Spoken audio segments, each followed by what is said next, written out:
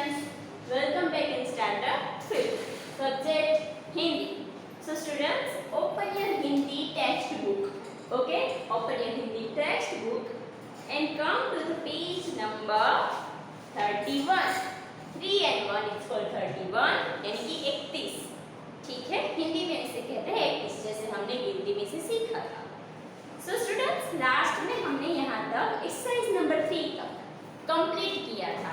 ठीक है, इसमें मैंने कुछ सेंटेंसेस थे जो आपको पीडीएफ सेंड की थी, राइट? और आई होप कि आपने ये सारे सेंटेंसेस अपनी होमवर्क बुक में लिख दिया होगा. ठीक है, आपने राइट डाउन कर दिया होगा. So today we are going to discuss about exercise number 4. चित्र के आधार पर रिक्त स्थानों की पूर्ति कीजिए. You have only fill the blanks. So simple. ठीक है, इसका मोटिव है, ये सारी ब्लैंक्स इसका मोटिव है कि आपकी इस हिसाब से आप सारे एनिमल्स है उसे इजीली आइडेंटिफाई कर सकते हैं या फिर आप कह सकते हैं कि इस एनिमल की क्या विशेषता है. ठीक है, लेट्स सी. नंबर 1, यहाँ पर हमें 4 पिक्चर्स दी गई है. You can see in this pictures. First picture is lion, second one is duck, third one is rhino and fourth one is parrot यानी कि तोता. नंबर 1, आपको यहाँ मैं आपको बता दूं, बाद में कोई क्वेश्चन या प्रॉब्लम हो इससे पहले मैं बता दूं कि आपकी जो होमवर्क बुक होती है सिंगल लाइन की, उसमें आपको ये सारा फिलअप करना है यानी कि राइट डाउन करना है. ठीक है, यहाँ पर जो मैं बोर्ड वर्क कर रही हूँ आपको भी साथ साथ में लिखना है. You have to follow me and you have to write down in your homework notebook. Okay, let's get started. Number 1, blanks. First हमें दी गई है ब्लैंक्स. फिर है जोर से गरजा. अब कौन गरज सकता है? रोर कौन कर सकता है? गरजा यानी कि रोर. तो ये एक ही होता है, एक ही एनिमल ऐसा कर सकता है, वो है शेर. कौन कर सकता है ऐसा? शेर. ठीक है, तो हम यहाँ पर राइट डाउन करेंगे शेर. तो हमारे ब्लैंक्स का जो आंसर है वो होगा शेर. दूसरे देखिए, चिड़ियाघर में एक सींग वाला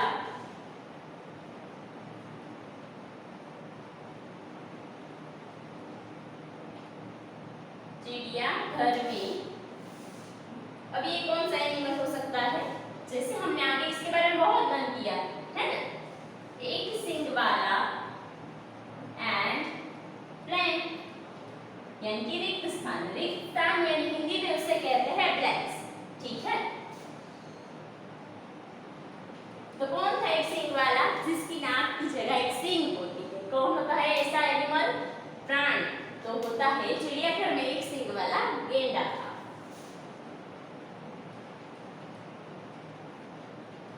ओके, आपको भी साथ में अपनी होमवर्क नोटबुक में राइट डाउन करना है. मैं पहले से ही क्लियर कर देती हूँ. ओके, नंबर 3 देखिए, तालाब में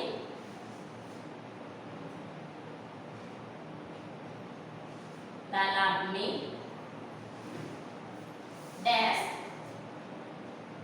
तैर रही थी यानी कि तैरना यानी कि स्विम करना, जिसे हम हिंदी में कहते हैं तैर रही थी. ठीक है, तो कौन था तालाब में जो कि स्विम कर रहा था?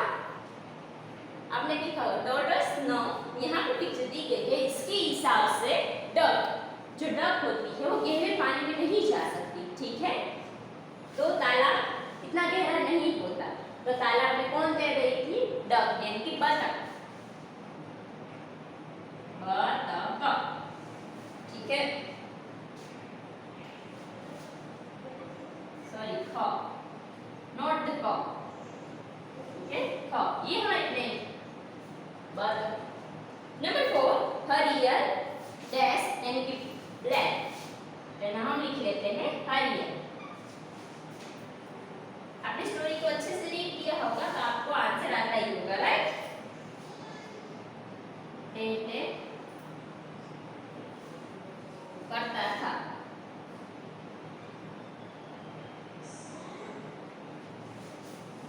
हरियर कौन था? जो ग्रीन कलर का था, जिसे मैंने कहा था आपको कि हरियर कहते हैं, राइट? तो तोता. हरियर तोता टे टे कर रहा था यानी कि वो अपने आवाज में कुछ बोल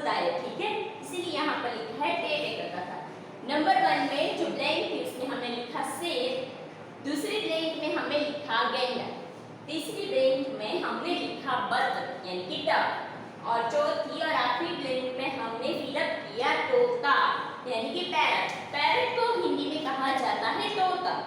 ओके, सबने लिख लिया? या फिर आप और आपको साथ में टेक्स्ट बुक में फिलअप करना है, ठीक है? देखिए पेज नंबर 32, इसे टेक्स्ट बुक में सेम आपको फिलअप करना है, ठीक है? Number 5,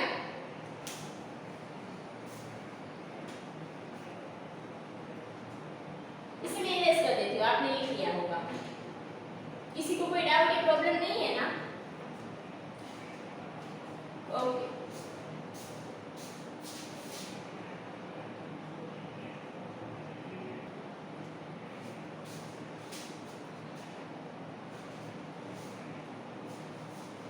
so I just erase it.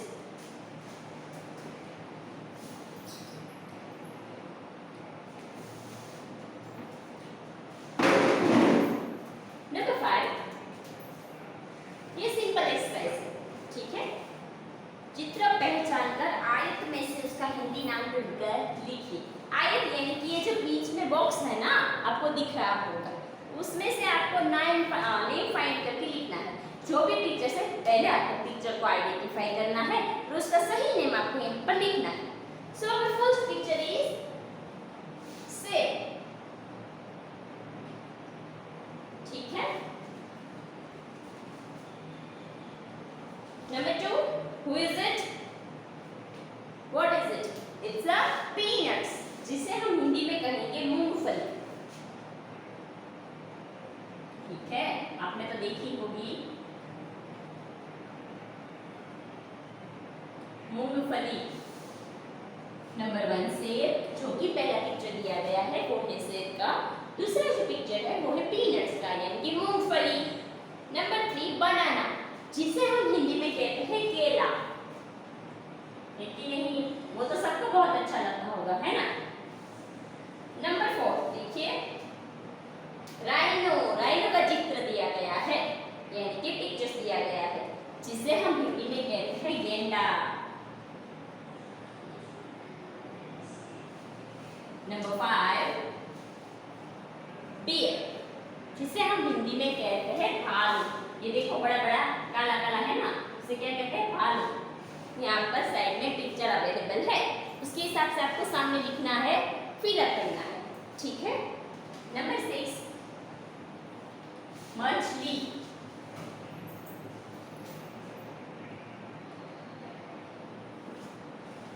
यानी कि फिश, जिसे हिंदी में हम कहते हैं मछली। नंबर 7 यहाँ पर देखिए क्रोकोडाइल का पिक्चर दिया गया है, जिसे हिंदी में कहते हैं मगरमच्छ या फिर आप सिर्फ मगर भी कह सकते हैं। ओके, मगर। नंबर 8 गोरैया, वैसे तो चिड़िया कहा जाता है, लेकिन यहाँ पर साइड में जो बॉक्स है उसे हिंदी में कहा है आयत। यहाँ पर जो बॉक्स है इसमें नाम दिया है गोरैया। क्या? गोरैया।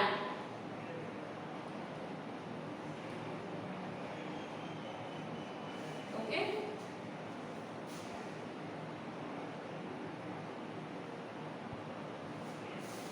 नंबर 9 यानी कि चिड़िया। यहाँ पर देखिए स्पैरो का पिक्चर अवेलेबल है, उसके बाद है तोता।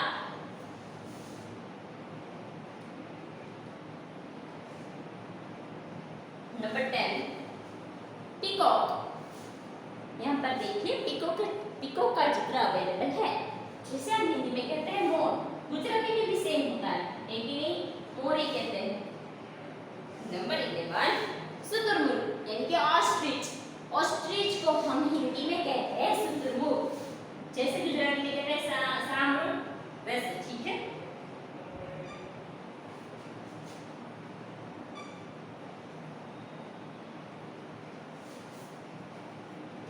नंबर 12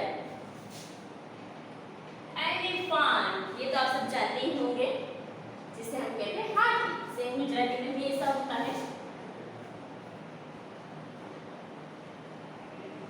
ओके, तो आपको सिर्फ फिलअप करना है, पिक्चर के हिसाब से उसके सामने करेक्ट वर्ड लिखना। स्टूडेंट्स गलती मत करना, ठीक है? जैसे कि मोर का पिक्चर दिया गया हो तो मोर ही दिखना सामने, ठीक है, ऊपर नीचे ना हो जाए, गलती मत करना। इसे फिलअप कर लीजिए, इसमें कोई प्रॉब्लम? युग साथ में लिखो, आपको लिखना नहीं है, फिल नहीं करना टेक्स्ट बुक में।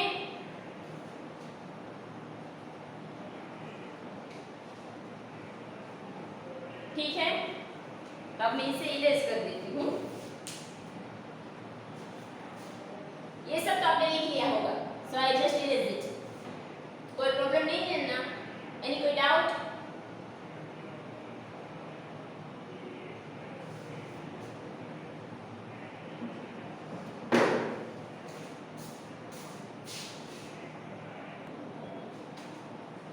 लेट्स सी, भाषा सज्जता यानी कि पूरी भाषा कैसे सीखते हैं। लेट्स सी, शब्दकोश में यहाँ पर नीचे ये एक्सरसाइज कंप्लीट हो गई, उसके नीचे की बात कर रही हूँ। शब्दकोश में शब्दों को एक निश्चित क्रम में रखा जाता है। जैसे कि हम अल्फाबेट को सही लिखते हैं, ठीक है, ए के बाद बी आता है, फिर सी आता है, वैसा ही सेम होता है हिंदी और गुजराती में।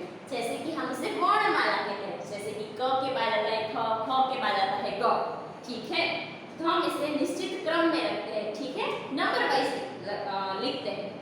शब्दकोश में शब्दों को ढूंढने का तरीका आगे दिया गया है, यानी कि जो वर्णमाला है, जो हमारा शब्दकोश है, यानी कि उसमें पूरा आ जाता है स्वर और व्यंजन। स्वर यानी कि वोवेल्स एंड व्यंजन यानी कि कॉन्सोनेंट्स, ठीक है। उसे हम कैसे ढूंढे, उसका तरीका हमें दिया गया है। शब्दकोश में हिंदी वर्णमाला का क्रम, वैसे तो आपने 1 से 4 में स्टैंडर्ड 1 to 4 में ये सब सीख लिया होगा।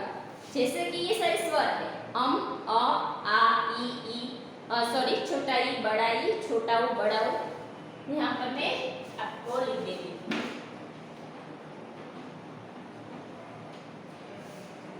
पेज नंबर 32 यानी कि 32, ठीक है। भाषा सज्जता,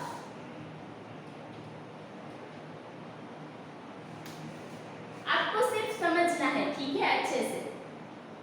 जो इसकी एक्सरसाइज है वो बुक में भी अवेलेबल है, जिसकी मैं आज पीडीएफ भेज दूंगी आप सबको। जैसे कि स्वर यानी कि वोवेल्स, इसमें कौन सा है, देखो, अ आ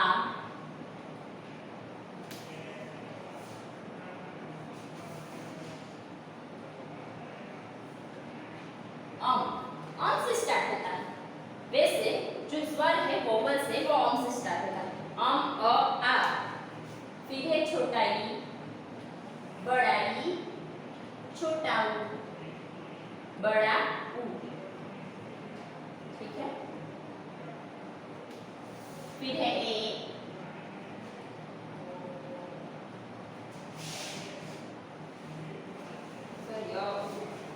फिर है ऊ, जैसे कि आपकी बुक में अवेलेबल है, ठीक है। फिर है छोटा है बड़ा है, ओ और ओ के बाद, बाकी के बाद सारा होता है कॉन्सोनेंट, ठीक है। फिर है व्यंजन यानी कि कॉन्सोनेंट्स, व्यंजन यानी कि कॉन्सोनेंट। ये तो आप पहले से ही लर्न करके आए थे, ठीक है, क ख ग घ, ये बात, बाकी के सारे, इसके अलावा जो भी है वो सारे कॉन्सोनेंट्स हैं, ओके। कुछ खास बातें हम पेज नंबर 33 देखते हैं। ये हमने क्लियर कर लिया कि ये वोवेल्स है यानी कि स्वर, गुजराती और हिंदी में इसे हम स्वर कहते हैं।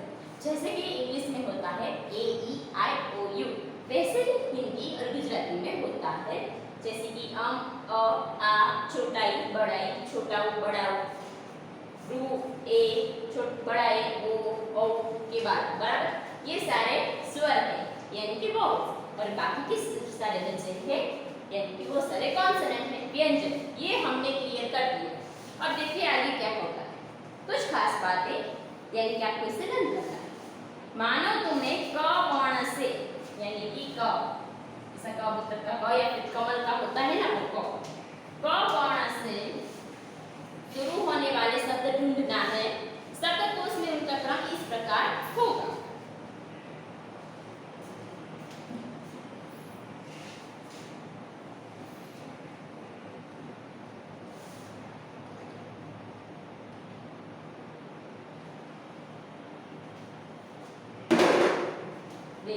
यहाँ से हमने स्टार्ट किया था अंश, इसीलिए यहाँ पर स्टार्ट करते हैं कम से।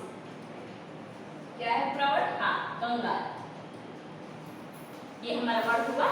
ये देखो कम, क प्लस अम हो गया कम। क इसमें हमने अम को ऐड किया तो हो गया कम, कम से कंगाल। ठीक है।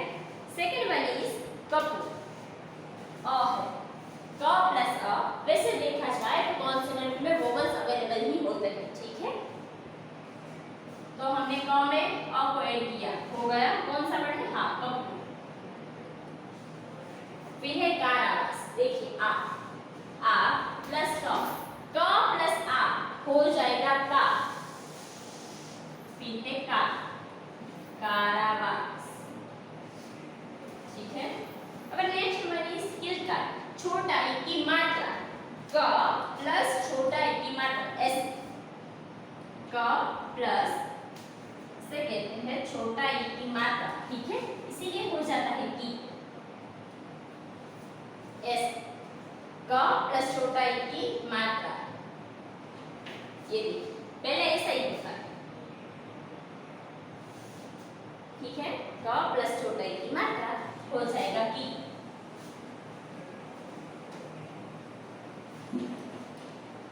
तो ऐसे हमारा पूरा वर्ड है वो है बनता है। ठीक है, किलकारी, सॉरी हो गया। फिर है कीर्ति। बड़ा ई प्लस क प्लस बड़ा ई की मात्रा, ये बात तो हो जाएगा की बड़ा ई कीर्ति। Okay, understand? आपको ये सारी लाइन याद रखेंगे तो ये इजी हो जाएगा। ठीक है। फिर एक उदाहरण, ये देखिए छोटा क प्लस ये वाला, ये देखिए छोटा ऊ, तो हो जाएगा ये उदार। यहाँ पर देखिए उदार। आपको ये वर्ड दिया गया है यहाँ पर, आपकी जो टेक्स्ट बुक है ये सारे वर्ड अवेलेबल है, आई नो, लेकिन आपको सीखना है कि कॉन्सोनेंट में वोवेल्स कैसे ऐड होते हैं, और जब कॉन्सोनेंट और वोवेल्स ऐड होते हैं तो न्यू वर्ड क्या चेंजेस आता है, न्यू वर्ड कैसे बनता है। इसलिए बच्चों मैं आपको इसे अच्छे से सिखा रही हूँ। ठीक है। फिर है कु, ये देखो बड़ा, और फिर हमने यूज किया क प्लस बड़ा, यानी ये वाला होता है। क्या वर्ड था? हाँ, हमारा वर्ड था कु, ये वर्ड बनता है। ठीक है, बड़ा ऊ को हमने यूज किया, क प्लस बड़ा ऊ हो गया ये बड़ा ऊ वाला कु, नेक्स्ट वन इज कृषि। ये देखो रू आया, यहाँ पर रू है, इसमें हमने ऐड किया क को, तो हो जाएगा कृषि। हाँ सॉरी, कृषि, कृषि। ठीक है। अब नेक्स्ट वर्ड इज केंद्र। ए, छोटा वाला ए, सेम प्रोसेस होगी, क प्लस छोटा ए हो जाएगा के, ये वाला केंद्र। इसे पढ़ते हैं बच्चों द्र। ठीक है। Next one is Ketaki, same process है। देखिए ये, अब देखिए छोटा ए होता है, हमने यहाँ पर पॉइंट बना दिया, केंद्र जैसा और टंग ट्विस्ट होगी न होगा। ठीक है, इसमें न बोला जाता है। और नेक्स्ट वन है क्या था, केतकी। केतकी, इसमें न नहीं आएगा, आप देखते होंगे न नहीं आएगा, सिंपल है केतकी। और याद रहे, जैसे मैंने कहा था, फिर मैं रिपीट कर रही हूँ, जब भी आप एग्जाम में पेपर लिख रहे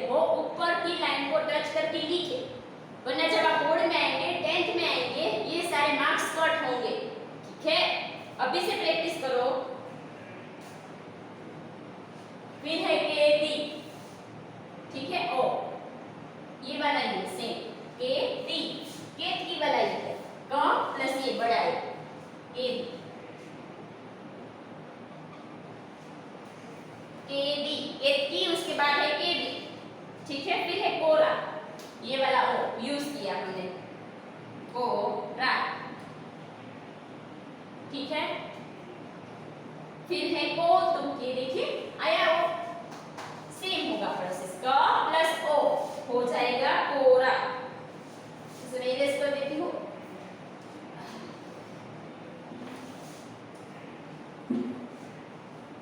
फिलहाल मैं कॉन्सोनेंट को इरेज कर देती हूँ, ठीक है।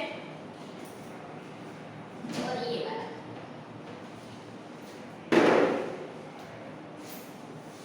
हाँ पूरा हमने यहाँ पर लिखा था, पूरा आ गया। अब है को वाला, ये वाला कौतुक, को तू क यानी आश्चर्यचकित होना, कौतुक, ठीक है। क प्लस ओ, जैसे कॉन्सोनेंट को हमने क लिया उसने ऐड किया ओ तो हो गया कौतुक। And the next one is क्या, ये तो सिंपल है, क का क, ये य, क्या उसके बाद क्रम,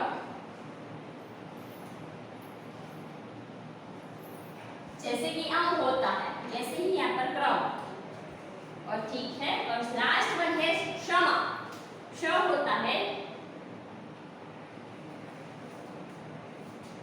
यहाँ पर भी लास्ट में स्वर में होता है क्ष, ठीक है, क्षमा यानी कि सुर। Okay understand. Let's see next one, व्याकरण की दृष्टि से, व्याकरण यानी कि ग्रामर, इसे हिंदी में हम कहते हैं व्याकरण।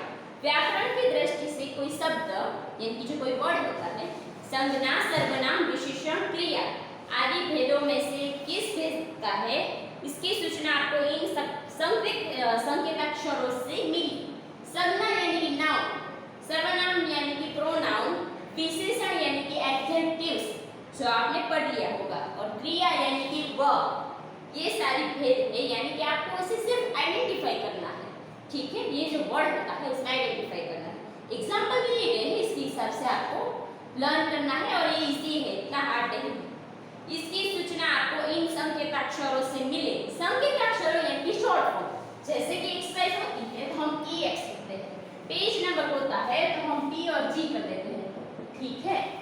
इसे शॉर्ट फॉर्म को हम हिंदी में कहते हैं संकेताक्षरों। ओके, सिर्फ इतना ही बताया गया है, जितनी लंबी ये सूचना है इसके हिसाब से कुछ भी नहीं है, सिंपल है, ठीक है, ठीक है, इट्स नॉट हार्ड। यहाँ जो संकेत स्वर अथवा संक्षिप्त रूप प्रयुक्त किए हैं, यानी कि उसे हमने जहाँ पर लिखा है संक्षिप्त रूप यानी कि शॉर्ट, ठीक है, शॉर्ट नेम, उसे कहते हैं संक्षिप्त रूप या फिर संकेताक्षर। संक्षिप्त रूप प्रयुक्त किए हुए हैं, यानी कि प्रयुक्त हुए हैं, प्रयुक्त हुए हैं, इसका मतलब हमने इसे यूज किया है, वे इस प्रकार है। लेट्स सी, पुल्लिंग, उसका क्या हो जाएगा, देखिए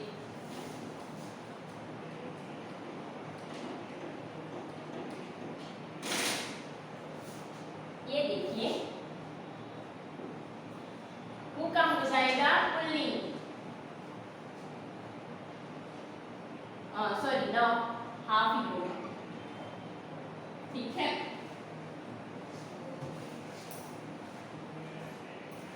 एक मिनट, चलो आगे का हम लर्न कर लेते हैं। जैसे कि ये हमने शॉर्ट फॉर्म लिखा, यहाँ का है पुल्लिंग यानी कि मस्कुलाइन, ठीक है, स्त्री यानी कि फेमिनाइन, तो स्त्रीलिंग का शॉर्ट फॉर्म होता है स्त्री।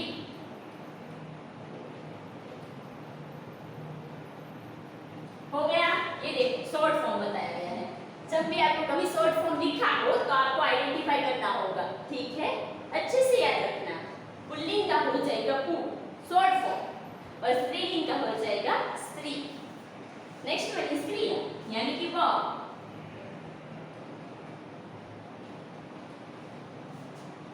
इसका हो जाएगा क्रिया यानी कि क्री, फर्स्ट लेटर, ठीक है, फर्स्ट लेटर हमने उठा लिया जो कि short form, as short form क्रिया यानी कि क्रिया, संक्षिप्त रूप।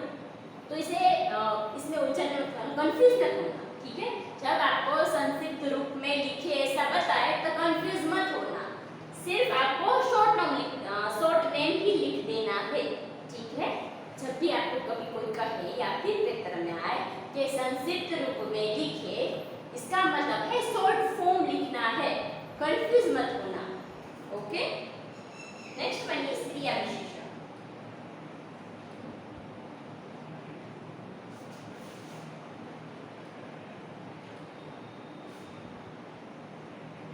क्रिया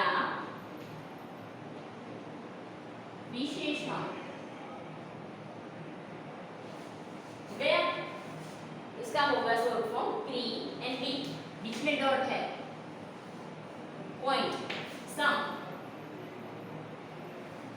संज्ञा, इसे क्या कहते हैं, संज्ञा यानी कि नाउन, इसका शॉर्ट फॉर्म होगा सम, संज्ञा, संज्ञा।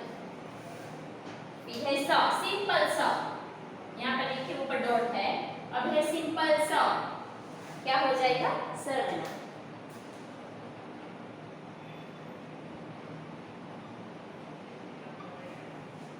ये हो गया। फिर देखिए विशेषण, ये भी रेस कर देती हूँ।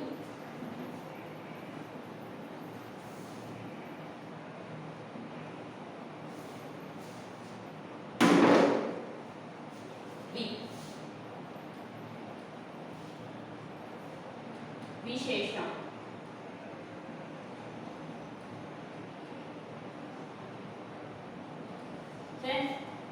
and the next one is अव्यय, विशेषण यानी एडजेक्टिव्स। अभी आपको लर्न नहीं करना, आगे रहेगा, ठीक है। क्रिया सकर्मक,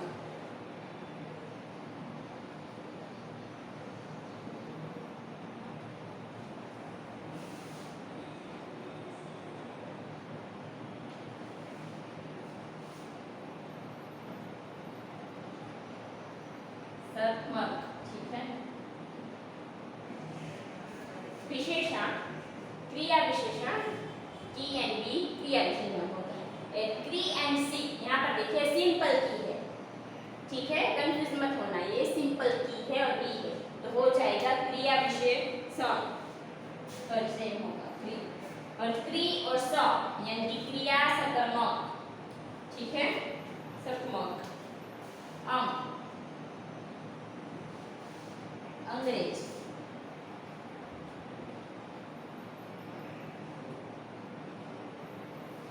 इसे होता है अंग्रेजी, ठीक है। स्त्री से स्त्रीलिंग का शॉर्ट फॉर्म होगा यानी कि संक्षिप्त रूप, ठीक है, या फिर संकेताक्षर, ये क्या है सारे संकेताक्षर, ठीक है। जैसे कि आपने सुना होगा संकेत मिलना, ठीक है, जिससे आप आइडेंटिफाई कर सके, संकेत मिलना, जैसे कि कुछ आपको नाम याद नहीं आ रहा है तो आप कहते हैं कुछ संकेत हो जाए, या फिर कुछ ऐसा वर्ड बोलो जिससे ऐसे लेटर बोलो जिससे मुझे पूरा वर्ड याद आ जाए, तो इसे हम कहते हैं संकेताक्षरों और संक्षिप्त रूप सेम है, यानी कि शॉर्ट फॉर्म।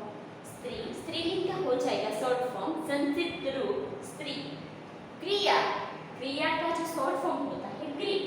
फिर है क्रिया विशेषण, संक्षिप्त रूप यानी संकेताक्षर, वो हो जाएगा क्री और बी। संज्ञा यानी कि कोई नाउन, उसे कहते हैं सम।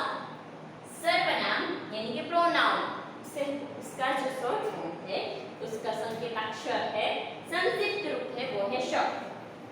विशेषण एडजेक्टिव्स, इसे हम शॉर्ट फॉर्म में कहेंगे वी। जब भी आपको कभी लगे वी है यानी कि विशेषण होगा, एडजेक्टिव होगा। अब ये अभी नहीं है आपको, ठीक है, हमारे लेसन में नहीं है। क्रिया सकर्मक कि क्री एंड स, ये है क्रिया सकर्मक, तभी क्री और स होगा, क्रिया विशेषण में क्री और वी होगा। फिर है अंग्रेज, ठीक है। Then turn your page and come to the page number 34. मैं यहाँ पर मेंशन कर रही हूँ, अच्छे से ध्यान रखना।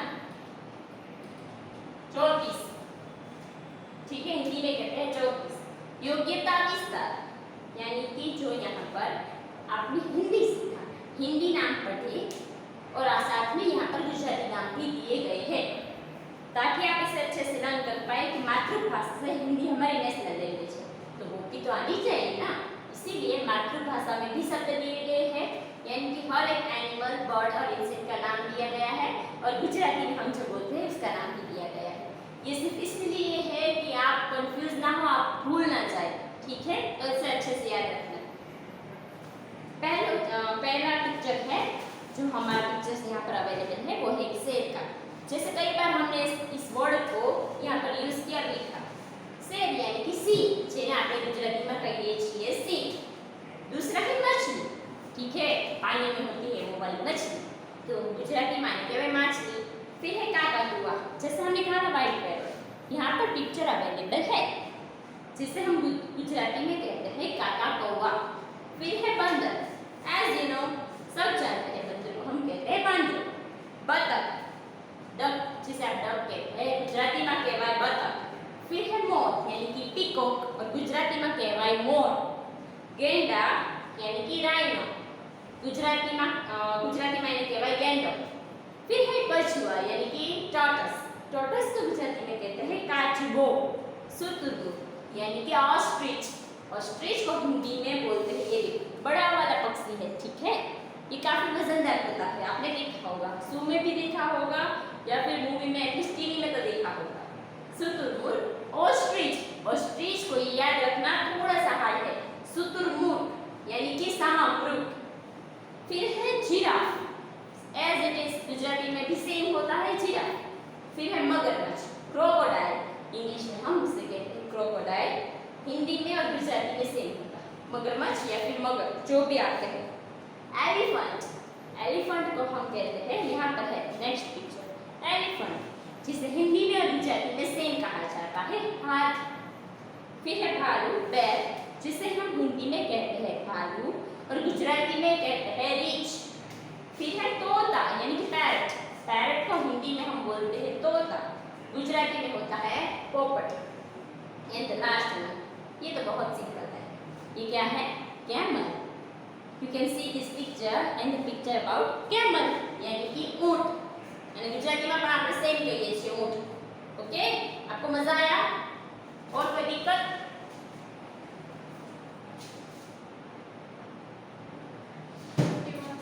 Okay then bye, have a nice day. I hope कि आप सबको मजा आया होगा, ठीक है, फिर मिलते हैं। You take very good care of yourself and bye.